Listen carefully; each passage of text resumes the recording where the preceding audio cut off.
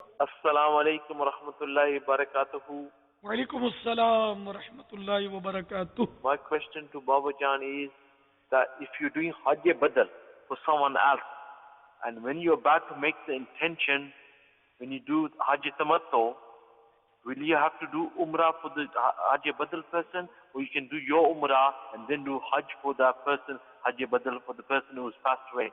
Can you please some light on this, please? Jazakallah khaira. Assalamu alaikum warahmatullahi wabarakatuh. وعلیکم السلام ورحمۃ اللہ وبرکاتہ. رفیق الحرمین صفحہ نمبر 177 پر مدنی پھول نمبر 13 لکھا ہے، جس کی طرف سے حج بدل کرنا ہے اسی کے وطن سے حج کو جائے.